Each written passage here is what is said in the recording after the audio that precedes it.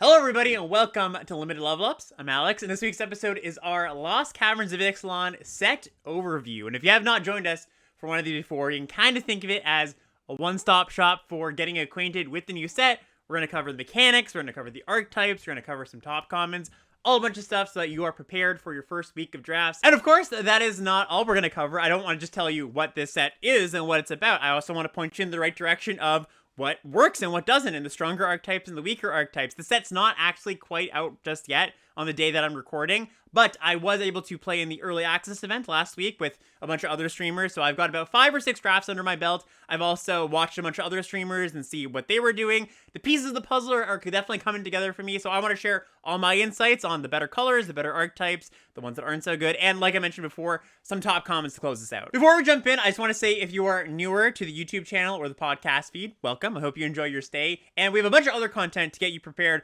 for the new set. We do this for every single set. If you have not seen it yet, me and my set review partner, Mark, have done a full set review, commons, uncommons, rares, mythics, all that, both on the Limited Level Ups podcast feed and on the YouTube channel. You can go check that out if you're interested. It'll give you the full rundown, our thoughts on every single card in the set. Or another way to learn the set, if you're more of a visual person or just like to see things laid out in front of you, I do have a 17lands.com tier list, and I'm going to post this in the show notes and the YouTube description. This is just the set at a glance. You can see where I'm currently rating every card in the set from A to F. I update this almost every day at the beginning of a new format, so you can kind of join me on my journey of learning the set and going, okay, this card, bump it up a little bit, this card, bump it down. I think it's a good way to kind of just keep up with the ebbs and flows of the format, and some people even like to follow along with this as they're drafting. So if you're into that, go check this out too. And finally, before we jump in, I want to shout out the Patreon, patreon.com/limitedlevelups. You can go there if you like the show, if you feel like you've learned something and want to support. Really helps the show keep on going. We have a bunch of rewards over there. They're all focused on getting you better at limited magic that you can go and claim if you want to support the show. And there's also the Discord, bit.ly/join the Discord. Discord is spelled with a CH in that, like Corticals. You can go there to join a bunch of other people that are looking to get better at limited magic, and of course to reach out to me, feedback about the show, and you can talk to me about anything you like, really.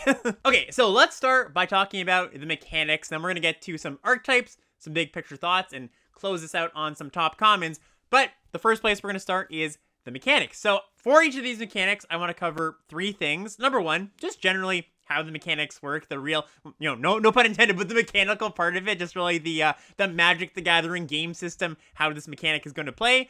Number 2, tips and tricks, just some unintuitive things that you might not have thought about if you haven't played with these cards before. And then number 3, some strategy, some thoughts of how you want to optimize these cards, calling out some of the mechanics I've been impressed with, some of them that I haven't been as impressed with, the ones that require you to do maybe a little bit more work than you'd like to. And so our mechanics are Explore, and sort of related to Explore, map tokens. We've got Crafting, we've got Discover, we've got Descend, and not exactly mechanics, but 2 themes that are pretty heavy. Gonna really be touching on these when we get to archetypes, but artifacts, just caring about artifacts, and sacrifice, things that sacrifice and care about sacrifice. One overarching thought I have about the mechanics in this set is I think they did a really good job of kind of making them interlock in ways that are, kind of obvious, but also make you feel clever when you do them. Stuff like, you've got Explore, creating map tokens. Well, you have a map token, you make an artifact, you care about that for your crafting, because you can craft with that map token, or when you explore, you put a card in the graveyard, that triggers your Descend, right? So you got a lot of that kind of mix and match stuff. I do think, in general, you should try to do, one thing rather than a bunch of things. I think if you have a Descend deck, you should be going heavy on Descending. If you have a crafting deck, I think you should try to streamline that as much as possible, really build all your deck towards, hey, I'm crafting a bunch of stuff, but don't hesitate too much to be like, oh, this card's kind of off plan. It's an Explore card, not a Descend card, because, like I mentioned, a lot of those artifacts kind of tangentially touch what those other mechanics are doing, so don't worry too much about crossing over the wrong streams. Okay, let's start with Craft. For no other reason, I think it's the coolest mechanic, but also I think it's actually a pretty powerful mechanic. So Craft is a mechanic you're going to find on artifacts, and usually these artifacts have enter the battlefield effects. For example, something like Inverted Iceberg, which is 1 in a blue for an artifact, enters the battlefield, mill a card, draw a card, but it also has craft with an artifact for 4 blue. And you can craft with a bunch of different things in this set. There's like craft with island, craft with creature, craft with dinosaur, right? Like a bunch of different things that are all going to be different. A lot of them are craft with artifact though. And when you craft with that thing, what you do is you exile it either from the graveyard or the battlefield. And you want to try to not exile it from the battlefield, obviously, because you don't want to get rid of something on the battlefield, you want to exile something in your grave that you've maybe either gotten value from or you've milled over, and then they transform, they actually exile and come back as a creature or a big artifact. So for example, with the inverted iceberg, comes back as Iceberg Titan, which is a 6/6 that when it attacks, you can tap or untap target artifact or creature. Lots of words, I know, but basically this bush boils down to you play your artifact, it sits around for a little bit, and then when the time is right, you transform it by crafting with something on your battlefield or in the graveyard. Some tips and tricks on the rules around crafting. You can't blow out crafting with a removal spell. So say you have a Braid in your hand, 1 in a red, instant, destroy target artifact, or deal 3 to a creature. Your opponent goes for their big crafting, they go 7 mana, exile my artifact and a thing in the grave. You can't Braid in response because crafting is actually a cost. So what happens is the person whose turn it is, they have priority and they go, all right, I'm just going to craft this thing. And when they activate the ability, those things just get exiled right away. So there's no window for you to blow your opponent out. And of course, there's no window for you to get blown out too. So you're kind of safe for going for it. Another little small thing is you're exiling, not going to the graveyard. So this does not trigger your Descend card. So just a little, I mentioned that the mechanics play pretty nicely together. This is one little synergy that you might think works intuitively, but doesn't actually work out. And the last little tip here is when you go for your crafting, it's not like you're just transforming the card. Some cards in previous, like think about werewolves, right? You'd flip your card, it would go to nighttime, and you could just attack with your werewolf that turn. These have summoning sickness when they come back because you are actually exiling them, they flip, and then they come back entering the battlefield. So I actually made this mistake a few times during early access where I was like, oh, okay, I'll transform this and attack. Nope, has summoning sickness, so just don't get tripped up like I did. Okay, now to talk about some strategy thoughts about crafting. So I have liked this mechanic quite a bit. Like I mentioned a second ago,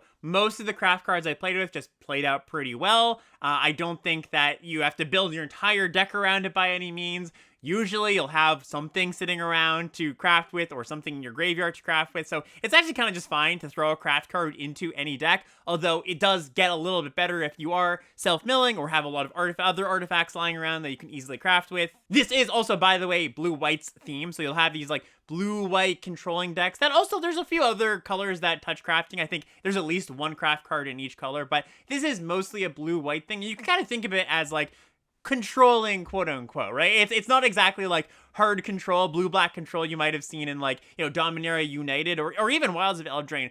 But you are playing a slower game. I would say a slower game that turns the corner pretty quickly, because after you do start crafting your things, your battlefield is going to be a lot better than your opponent's. So you're just trying to hang tight, survive, use these early artifacts to keep you alive, give you these small effects, and then take over the game eventually. If you are very craft heavy, let's say you have, 5 or 6 craft cards in your deck, you do want to try to pick up some cards that help you enable getting stuff into your graveyard. Like I said, it is much better to craft from your graveyard than from the battlefield. Stuff like explore cards, that's definitely a good enabler because that helps you put things in the graveyard.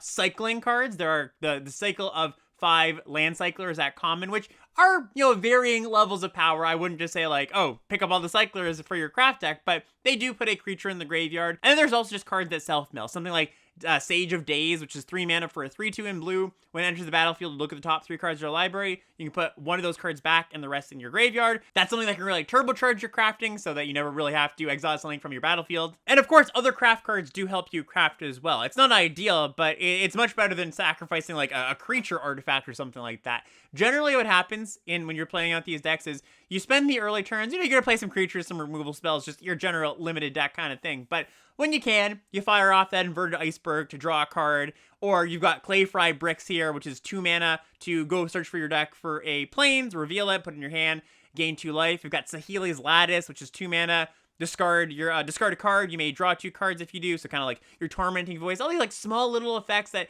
will just accrue on the battlefield. You have these trinkets lying around, and then you kind of just craft with them eventually. And because you've got all of these things on the battlefield just sitting around, often there's going to be one thing that's pretty good to transform into, to craft to, right? You might look at the backside of all of your cards and be like, okay, which one of these do I want? Which of these helps me in this game state? So for example, with the iceberg, you might want to transform that into a gigantic 6/6. That might be the best thing you can do.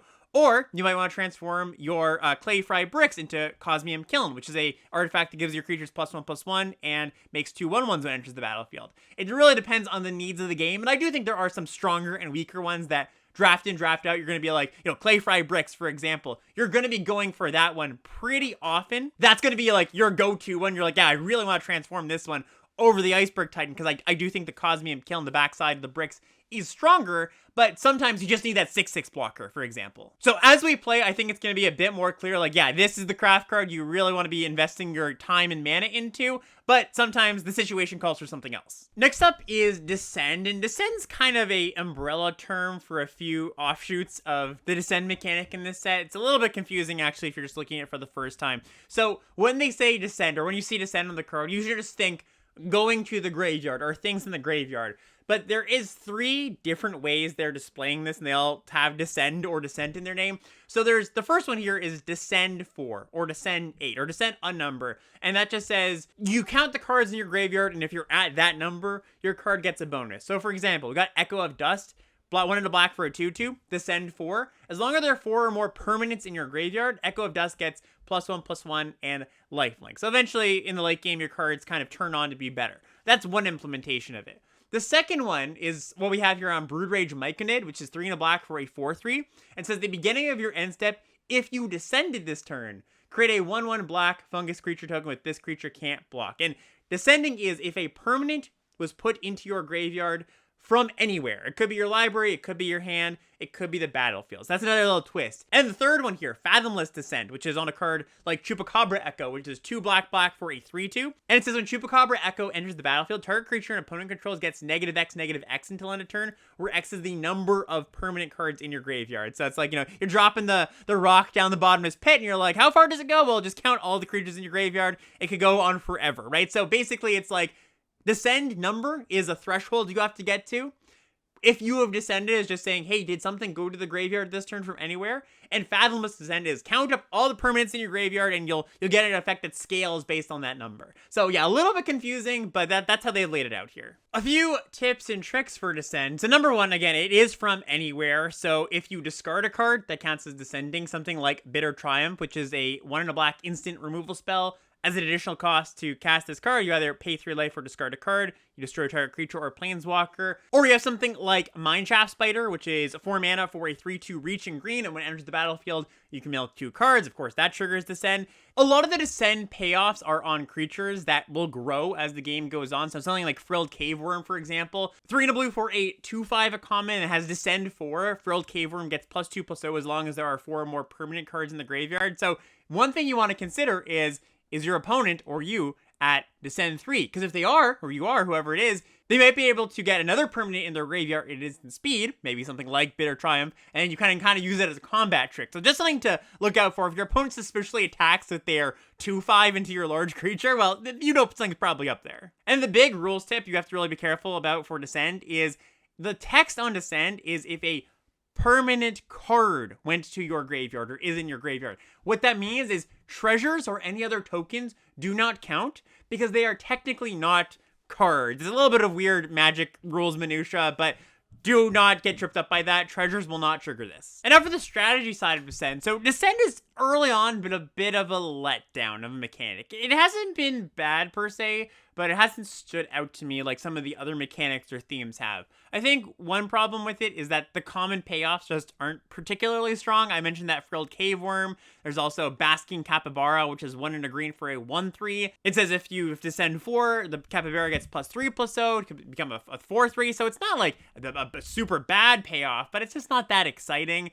I think also you tend to have to put a lot of enablers in your deck to be able to do this like consistently, because if you really want to go off with Descend, you want to be able to get to Descend 4 and hopefully Descend 8 as soon as possible. And to do that, you need to put cards in your deck that are specifically milling a bunch of cards. And that just means that you have less room for the other stuff that you might want to put in your deck, right? For example, the artifact deck I was talking about, I said, okay, you can throw some craft cards in your deck and it's totally fine. Doesn't really matter what you're doing. You can't really do that with Descend cards. I mean, you can. They're just not going to perform all that well. So I think Descend is a little more of a build your entire deck around it rather than, okay, I've just got some cards, it's just a strong mechanic on its own, I'm just going to throw it in my deck. The other thing you need to consider is are you a deck that is trying to Descend 4 or are you a deck that's trying to Descend 8?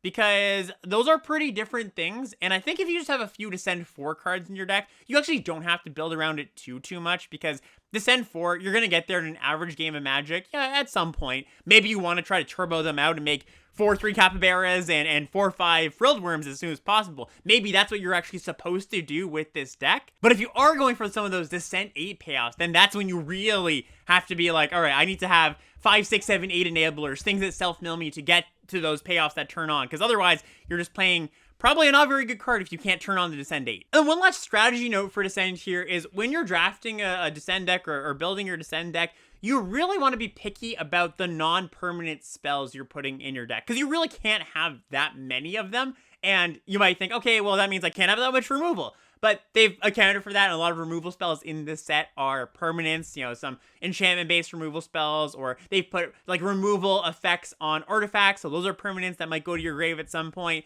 because if you're doing all this work to turn on Descent as quickly as possible, and you've got these self-mill cards in your deck, if those self-mill cards say, mill 3 cards, and 2 of them are non-permanent cards, then you're not really accomplishing your goal. So really, really do be picky. I would probably want to have somewhere between 18 and 20 permanents if I really could, in an ideal world. The more you're trying to Descend 8 rather than Descend 4, the more that you're going to care about that in particular. And while I said they have accounted for that a little bit in that, you know, some of the removal spells are permanents, it's still a cost, right? It's still a cost not to be able to take your just one black, destroy target creature removal spell, or in this it's -5/-5 to a creature.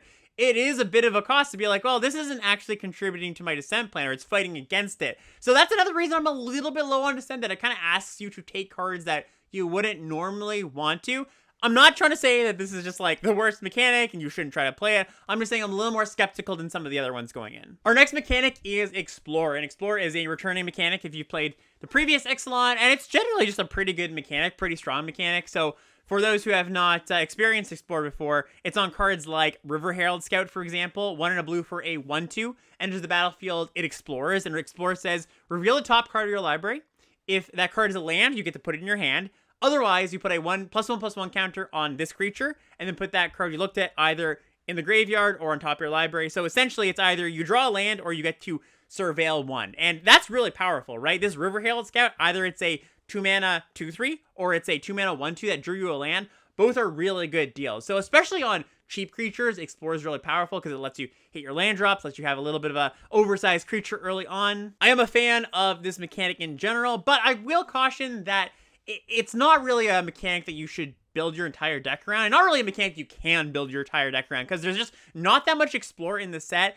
There are some payoffs for exploring, and blue-green is like the Explorer deck that I just, you know, straight up don't think really works. We've got cards like Merfolk Cave Diver as a payoff, 2 and a blue for a 2/4 at uncommon, that whenever a creature you control explores, the Cave Diver gets +1/+0 and can't be blocked this turn. Just like, okay, like, it's a fine payoff. You got the Signpost Golden Common here, Nikenziel Current Conductor, which is blue-green for a 2/3. Whenever you explore a land, you can put that on the battlefield, and whenever you explore a non-land, you put a counter on Nikenziel, which is a good card, but, like, again, you don't have the density really to do this repeatedly over and over. So what I would just say about Explore, kind of a caution, is that it's a strong mechanic, and I do want as many Explore cards as I can, especially the cheap ones, but until you're at that, like, 7 or 8 mark, which again is pretty hard to do, I wouldn't really look for payoffs, both because it's hard to get enough enablers, Explore cards, to make those payoffs consistent, and I think some of the actual payoffs are not that strong. Like the Cave Diver, I'm like, okay, cool, it's a 3/4 unblockable sometimes. You know, it's fine, but it's not that exciting. So yeah, poor blue-green left in the dust once again, unfortunately. One of these days, well, I have faith in the designers over at WotC, and one of these days they'll get the blue-green archetype unlimited right. A offshoot, of course, of Explore is those map tokens. These tokens come often as an enter the battlefield effect for something like Windwater Scout, which is 2 and a blue for a 2/2 flyer at common. When it enters the battlefield, you make a map token, and those map tokens are artifacts with 1 tap sack it. Target creature you control explores, activate only as a sorcery. The little rules, tips, and trick thing I want to put out here is if your creature gets removed in response, you will not get to explore. So just be a little bit careful about that. I guess I've kind of already talked about my thoughts on the strategy, so we can just go to the next mechanic. All right, and our last named mechanic is Discover. And Discover is kind of an offshoot of Cascade if you've been playing for quite a long time and you played back in Shards of Alara. Or I guess we had Cascade here and there for some supplemental products, so you don't have to have been born when the rocks were still soft to play with Cascade, but this is a mechanic that's very similar. Cascade was tied to mana value. Here you get a number, like Discover 3, Discover 4. An example here is Geological Appraiser, 2 red for a 3/2 at uncommon. When it enters the battlefield, if you cast it, you discover 3. And the text on discover is exile the top cards from your library until you exile a non-land card with mana value 3 or less, which is the discover number. Cast it without paying its mana cost, or put that card into your hand, then put the rest of the cards you revealed on the bottom of your library in a random order. So this is just going to go until you hit a spell with mana value 3 or less. You get to cast that, or maybe it's a combat trick or a counter spell. You don't actually want to cast it right here, right now. You get to put it into your hand. And this is a pretty powerful mechanic, right? It's both drawing you cards and making you mana. It's kind of the two fundamental resources, or two of the biggest fundamental resources in Magic, and you just get both of them for free. Of course, not free. It's tied to the mana cost of the Geological Appraiser, but you're getting the Geological Appraiser too. So this is a strong mechanic. It's not like a busted, broken mechanic. I've heard some people say like, oh man, like Discover is just like Cascade, and Cascade's broken. Cascade's broken in older constructed formats where you can hit like 0 mana spells like Living Death and stuff like that that have gigantic, profound effects in the game. It's just a value mechanic here where you're going to sometimes do it. You're going to cast a card, get your 3/2 Geological Appraiser, also get a 2/2. Kind of cute. Maybe a removal spell, whatever it is. And the reason that Discover isn't like just straight busted is, like I mentioned, it's tied inherently to a mana cost, like all Magic cards are. So you have Geological Appraiser, one of the stronger uncommons in the set. I really like that. But then you have something like Walk the Ancestors, which is a common 4 and a green sorcery. Return up to 1 target permanent card from your graveyard to your hand, discover 4. Well, that's like nowhere near as powerful, right? You're not affecting the board with Walk the Ancestors. It's a very slow rebuy something from my graveyard for 5 mana. Yes, you're getting to discover 4, but like that, it's not just like, oh man, Discover is inherently busted. It is tied to a mana cost. And this brings up a way to frame Discover that I think is important, is that sometimes you're not going to get a 4 mana spell when you're discovering 4, right? I think that you look at Discover 4 and you compare it to like, I don't know, Discover 2 or something, and you go, wow, Discover 4, that's like twice as much as 2. But it's not really going to work out that way because your deck is full with more cheap stuff than expensive stuff. So what that means is there's going to be a range. Sometimes you're going to cast Walk the Ancestors and you're going to hit a 4 mana card, like a 4 mana creature, and you're going to get that permanent back from your graveyard. It's almost like you cast like maybe a 4 mana 4/4 that bought you something back from your graveyard. That sounds fantastic, right? But sometimes you're going to hit that combat trick or that 2/2, and it's not going to be nearly as good. So there is a range, and don't look at bigger Discover number as inherently better. Tied into that too, Discover gets better the more kind of like mid-rangey your deck is. The more of an aggro deck you have, the more likely it is you're going to hit a 1 or a 2 drop, right? Let's say you have a Discover 4 card for 5 mana, and there are some Discover 4 cards in red and white, and I think that it's very easy to be like, oh, I'm just going to hit my 4 drop. But you could hit a 1 and a 2, and especially in those aggro decks, it's much more likely than not when your deck is full of 1s and 2s, you're going to hit a cheap thing. A little rules quirk about Discover is you can keep chaining Discovers into Discover if you keep going. So say your Geological Appraiser, that Discover 3 card, hits a Tali's Favor, which is a aura that enters the battlefield and discovers 3. That totally works. You can discover 3 again, and maybe that hits another Discover card. So I guess a deck building thing is that Discover cards do play well with other Discover cards. I don't think really you're going to build like a Discover deck. I think kind of like Explore, there's just not enough Discover to go around. But, you know, maybe you do bump up a Discover card here or there where you're like, hey, I've already got 4 Discover cards. Another one makes it even better. And of all the mechanics, I do think this is the least connected with the other mechanics in the set. It's kind of a bit standalone. It's not really doing like graveyard stuff or anything like that. Not really interacting with artifacts. It's just kind of a cool mechanic that they threw in. They're like, hey, let's put it in here. So don't look at Discover as anything more than just like, hey, this is like a good value card. Of course, some of them are going to be better than others, but you're not going to have to make too many deck building considerations, really. Except, you know, like I just mentioned, sometimes if you have a lot of Discover cards, maybe the future Discover cards get slightly better. All right, that brings us to some archetypes. So just before we get into actual color pairs and archetypes, I just wanted to give a quick thought of what I'm seeing as the color rankings currently. In some rough order that I'm not exactly sure. I have red, blue, and white all kind of in that top tier. I've been really impressed with all the Jeskai color pairs. Then we have black, which I think is solid. Not quite as good as those blue, white, and red cards. And then bringing up the rear, once again, we do have green, which, you know, is kind of par for the course at this point. I think we almost expect green to be one of the lesser colors. And I don't want to say it's a bad color. I don't think it's quite bad. I'm not really put that stamp on it just yet. I do think it's the worst out of the 5, though. Where white and red and blue have a lot of really good commons, honestly. That's what's really making me like these colors, that their commons are really strong. Their themes are coherent. I think their themes work a bit better than some of the green's themes. But also green just has kind of a lack of commons that I really like. We'll see once we get to the top common section. But there's not a ton of common that pulls you in. And I just think that the archetypes, the green archetypes, aren't all of that supported, maybe barring one or two things here and there. So, we'll see. We'll see how it pans out. That's just my thought here, right now, right today. Maybe next week we come back and I feel like green's a little bit better than I thought it was, but that's my current view of the format. So for these set overview episodes, I tend not to go too deep on the archetypes. I kind of just touch on the ones that I've had some experience with or I kind of have a feel for. Next week we'll come back during the state of the format episode and really dive into what are the better ones and what are the not so good ones. But like I said, I do have kind of a sense of that right now. And the first one I want to cover is blue-red artifacts, which is kind of a stand-in for just red aggro in general. I think red artifact aggro is one of the pillars of this format that isn't really covered by the mechanics. There's no call it mechanic. It's like, oh, you care about artifacts. It's just there are payoffs for artifacts. We've got Captain Storm here as the red-blue signpost in common. 2/2 for a human pirate. Whenever an artifact enters the battlefield under your control, put a +1/+1 counter on target pirate you control. Really strong card on a lot of the supporters for this archetype of common. Goblin Tomb Raider, single red mana for a 1/2. As long as you control an artifact, it gets +1/+1 and has haste. So like a 1 mana 2/2 haste in the right deck.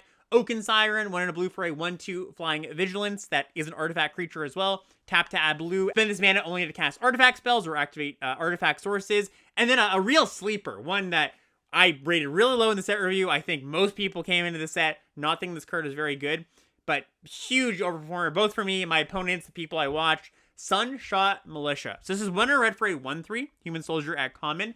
Tap 2 untapped artifacts and or creatures you control. Sunshot Militia deals 1 damage to each opponent. Activate only as a sorcery. This thing just deals so much damage. Like, even just from tapping your artifacts. You tap a few equipment. You tap maybe something that you have lying on the battlefield, a craft artifact. But then in the late game, when your opponent's at 8, this thing just kills them, right? Just really quick. So this artifact archetype in general, it's your typical just red aggro archetype with caring about artifacts, and a lot of the commons, like I mentioned, do support that. I think this is the best deck. Right now, I would not be surprised if blue-red is just the best deck in the format, or at the very least, I think red aggro is the best deck in the format. And that's week 1. I'm not saying guarantee it's going to continue to be that. I'm not saying for sure I'm right about that too. But if I were to say right now what some of the better archetypes are, I would say that red aggro, and honestly all the red archetypes, all the red color pairs, save for maybe red-green, can do the artifact thing. Like red-white definitely can do the artifact thing. Red-black has a little bit of that going on too. I think that this is certainly something you should be on the lookout for week 1. Start with red cards. Honestly, if you can, just start with red cards. And then the other Jeskai color pairs here, blue-white, which we've touched on quite a bit when we talked about crafting, kind of that blue-white slower style control deck, and red-white as well, I found pretty good.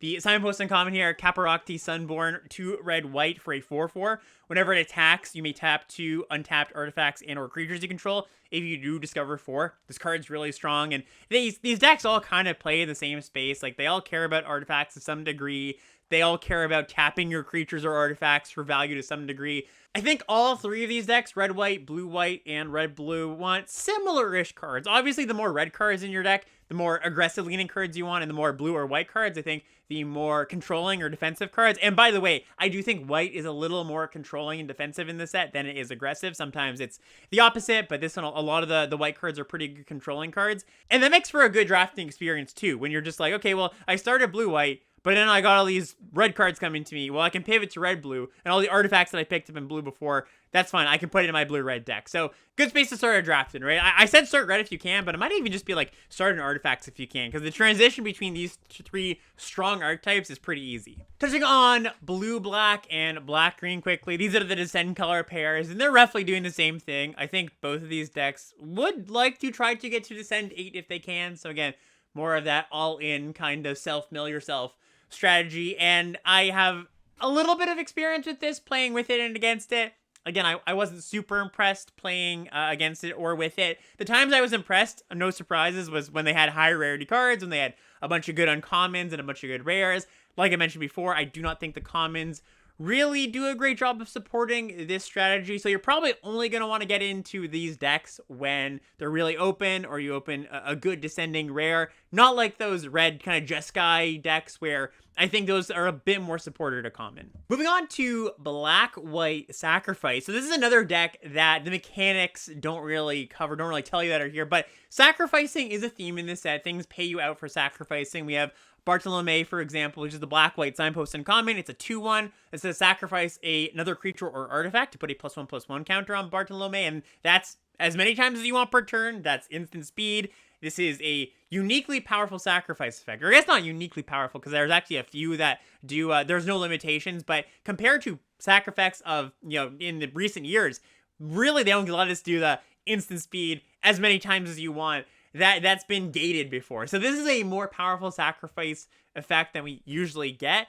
And I'm interested in this like black sacrifice attrition space. Black in general is doing two main things, the sacrifice deck, and it's doing the descent stuff. Obviously those kind of have some crossover, but especially the black sacrifice stuff.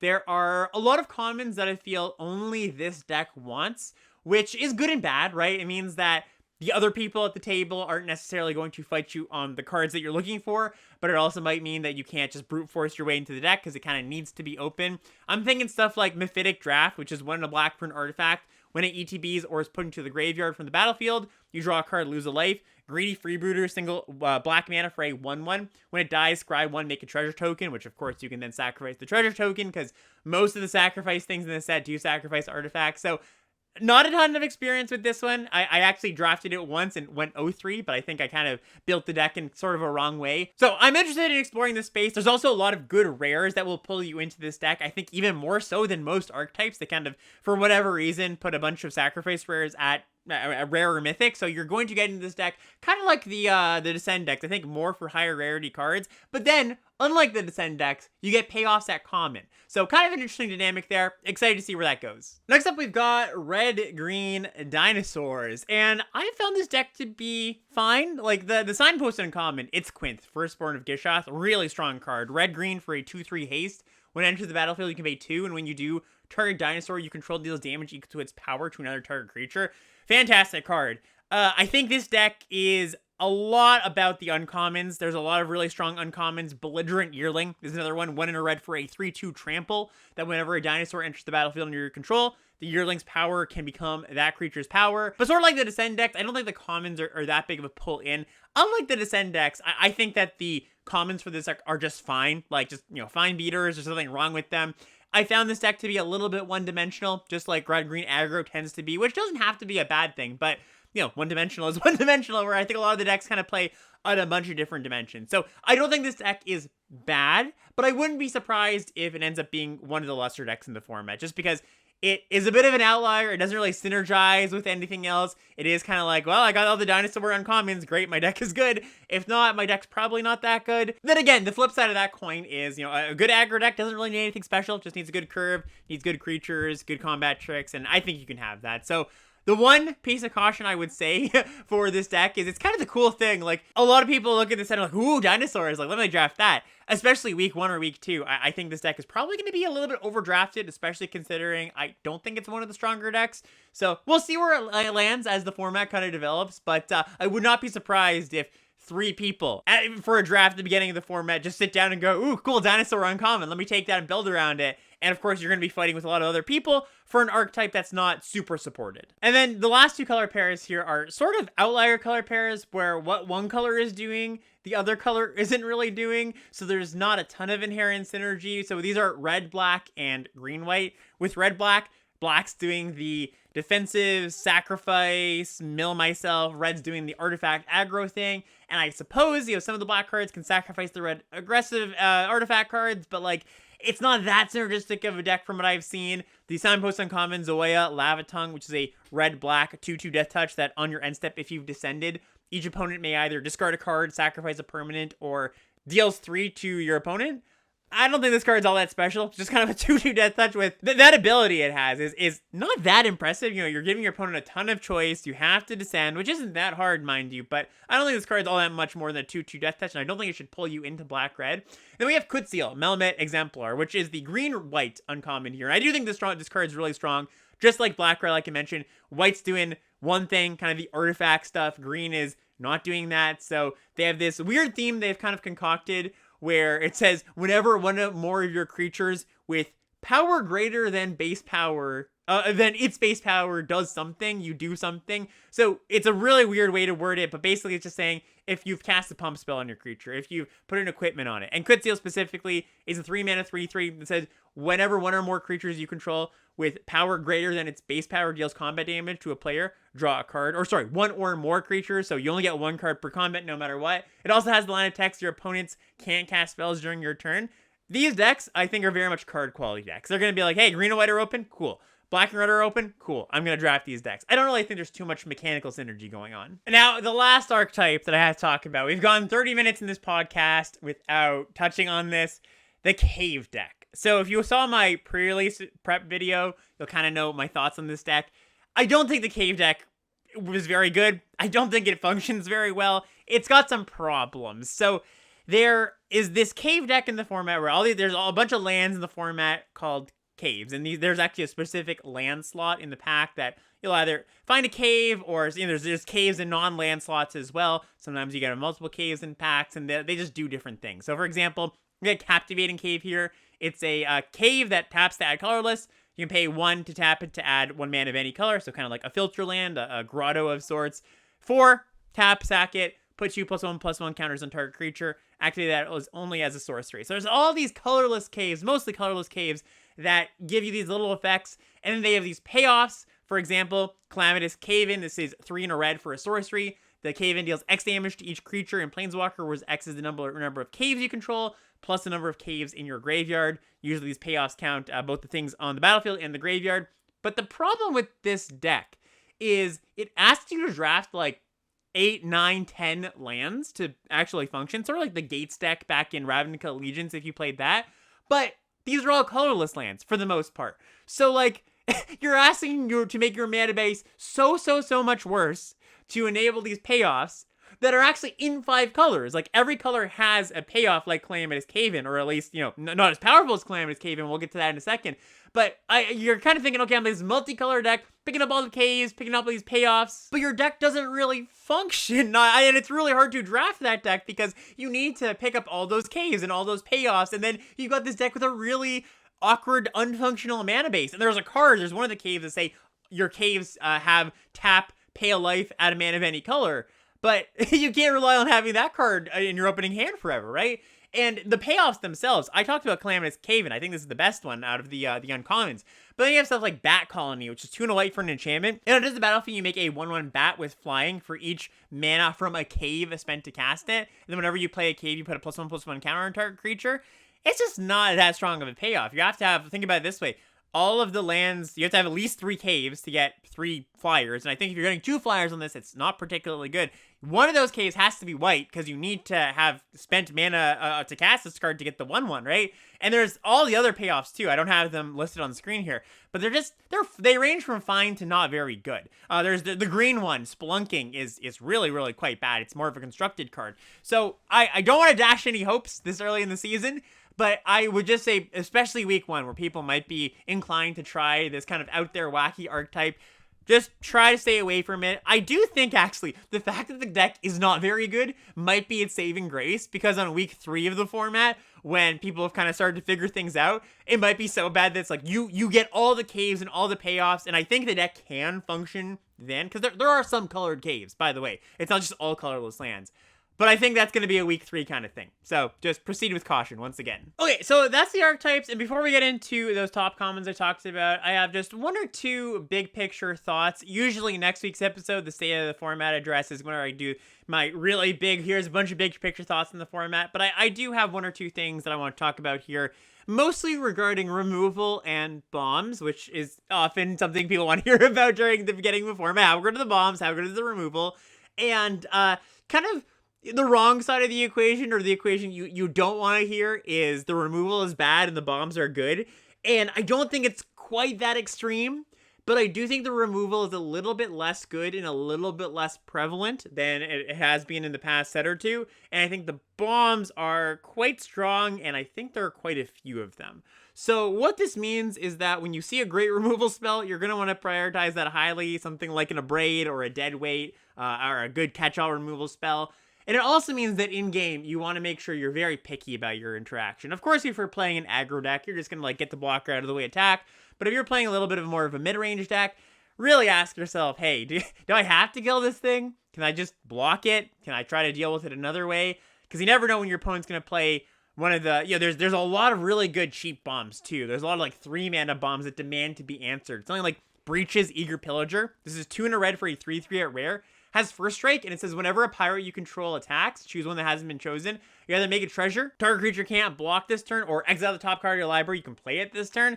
And that's just like a must kill. If you don't kill Breaches, you're just dead on the spot in a few turns. So really just be careful about that dynamic. I also don't have like complete confidence in that dynamic's actually going to play out that way. It just felt like that a little bit to me early on. And I don't want to say that the removal is like totally bad. It's just compared to something like Wilds of Eldraine where we had Torch the Tower and Candy Grapple as these premium commons. There's a Braid in this set, like I mentioned, and a few other pretty good ones, but I don't think that the breadth of common removal specifically, goes as deep as it did in Wilds of Eldraine, if you're used to that level of removal. All right, last stop today, we are looking at some top commons. And the way I do my top commons, I don't strictly rank them or anything. I just want to kind of bring some cards to some people's attention, especially some cards that maybe don't look as good as I actually think they are. So starting with white, we have one that definitely fits that description, and that's Tinkerer's Tote. So this is 200 white for an artifact. When it ETBs, you get 2 1/1 colorless gnome artifact creature tokens. You pay white to sacrifice the tote, you gain 3 life. Great card. I really do think this is, if not white's best common, one of the best ones up there. It's 3 artifacts, which is a ton for the cards that care about artifacts. It's good for crafting, gains a little bit of life, triggers the send. It kind of just does it all. Then we've got Petrify, which is 1 and a white for an aura, enchant artifact or creature. Enchanted permanent can't attack or block, and its activated abilities can't be activated. So one of the better versions of these kind of pacifism arrests we've kind of seen. Ultec Cloud Guard. This is another one that I think is going to be pretty good. 3 and a white for a 3/2 with flying. When it enters the battlefield, you make a 1/1 colorless gnome artifact creature token. So as we know, these creatures that often cost 3 or 4 mana that come with a little friend tend to overperform. Think Preening Champion or Dunlin Crabane. This is a whole additional mana more, but something like Chimney Rabble, right? That's another example of a card that costed 4 mana, came with a little friend. That one had haste, this one has flying. Also makes a artifact, of course, that matters. And then Iron Paw Aspirant. 2 mana, 1 and a white for a 1/2. Enters the battlefield, put a +1/+1 counter on target creature. Could be itself, of course, to be a 2 mana 2/3. Just a pretty flexible, good 2-drop. Moving on to blue, I think that it is very likely that the top common is Waterwind Scout. This is 2 and a blue for a 2/2 flyer. When it enters the battlefield, you make a map token. So it's just a, so almost think about it as a 3 mana 2/2 flyer that draws you a card, or a 3 mana 3/3 flyer. Of course, also, once again, makes an artifact, which is good for a lot of things in this set. River Herald Scout is the 1 in the blue 1/2 that explores when it enters the battlefield.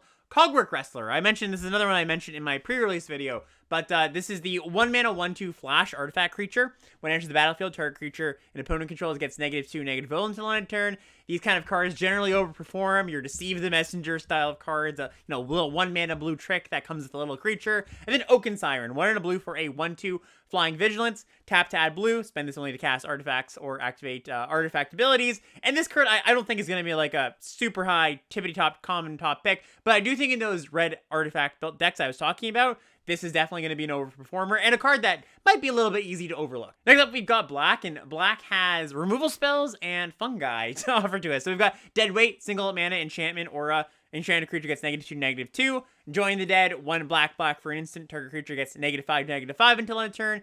If you've got Descend 4, that creature gets -10, -10 instead. And I do want to caution that this card is good, but probably a little bit less good than you might think. Double black, I think, is quite a cost. And certainly you can be a heavy black deck, but just know that most of the time, or at least 70% of the time or something like that, it's not going to be cast on turn 3, which is fine in most games. But your opponent plays, for example, a Breaches, like I mentioned a few minutes ago, one of these 3-drop bombs that you really have to kill. You're going to be a little bit upset that it's 1 black. Deathcap Marionette, 1 and a black for a 1/1 Death Touch, ETBs, mill 2. Just a pretty solid card. Really nice to just come up the ground, stop your opponent from attacking you with their big, maybe their dinos or something. And that mill too, that's really strong. And Skullcap Snails or other fungus here. It's 1 and a black for a 1/1. Enters the battlefield, target opponent exiles a card from their hand. So your typical kind of burglar rat style of card. Generally, these are pretty good. And one more card I want to call out for the sacrifice decks is Fanatical Offering, 1 and a black for an instant. As an additional cost to cast the spell, sacrifice an artifact or a creature. draw 2, and then create a map token, which is like almost like drawing 3, because remember the map token will draw you a land some of the time, or you can sacrifice it. So not a card I think is just going to be like, you first pick it and you just draft a bunch of them, but a card that I think will be high value for a lot of decks. Moving on to red, we've got what I think is going to be the top common in Abrade. When a red for a instant, deal 3 to a creature or destroy target artifact. Just the spread on this is massive. It's going to kill so many things in the format. Goblin Tomb Raider, the 1 mana 1/2 that if you control artifact gets +1/+0 and gains haste. Sunshot Militia, that 2 mana 1/3 that you can tap artifacts or creatures to deal 1 to each opponent. And then Sunfire Torch. This is one that I played quite a bit of in the early access event. I was really impressed with. So this is a single red mana for an equipment. Equipped creature gets +1/+0 and has, whenever this creature attacks, you can sacrifice the torch. When you do, this creature deals 2 damage to any target, equip 1. So sort of just like a shock variant, but can also be used in the mid game to just make your small creatures attack. It's an artifact, a 1 mana artifact, very important. You can kind of just see almost just the pieces of this red aggro deck, right? With you got your raiders and your militia and your torch, and these are just the red cards.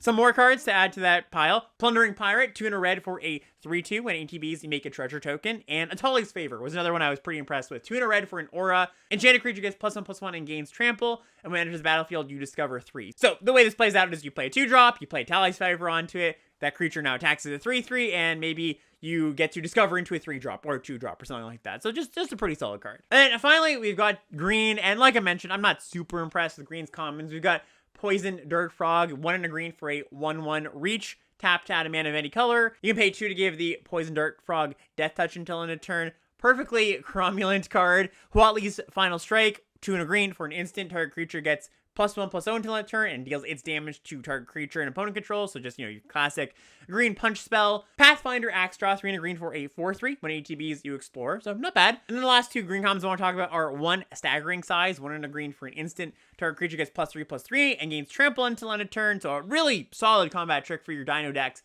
And Nurturing Bristleback. This isn't exactly what I don't think this is a top green common, but just wanted to call this out. This is 7 mana, 5 green for a 5/5. Has 4 cycling for 2 mana. And when it enters the battlefield, you make a 3/3 green dinosaur creature token. Mostly want to call this out because I didn't have another chance to talk about this, but there is a black-green sort of reanimator deck going on. I guess I could have talked about this when we talked about black-green, but one of the things that you can do in this set is there are a few reanimation spells like Defossilize, which is a 5 mana, return something from your grave to the battlefield, and that thing explores twice. There's also an uncommon, it's this snake, a viper, 2/3 for 2 that you can sacrifice to reanimate a creature. So just you do have this cycle away a big thing, reanimate it later, and I just wanted to call that out here. But yeah, like I mentioned, green's commons are always a bit of a toss-up. You never really see where the color ends up until you actually play the set, I feel, because sometimes green's a little more controlling, sometimes a little more aggressive. So we'll see. Green is, as always, a bit more of a mystery, and as always looks a bit worse than it might be, or it might just be bad. We'll see. And that's all I have for today. So thank you so much for watching and listening. If you want to catch more of the podcast, please feel free to subscribe to the YouTube channel, or of course, download this on whatever podcast app you're listening to. Check out that Patreon, patreon.com/limitedlevelups if you want to get better at the game, or if you want to support the show. Next week, like I mentioned, we will be doing our State of the Format Address episode. That's the one where really getting into the meat of things, getting you the goods, letting you know what's good, what's not, what's working, what isn't after about a week of drafts. Hope everybody has a good first week of the format, and we'll see you next time. Bye, everybody.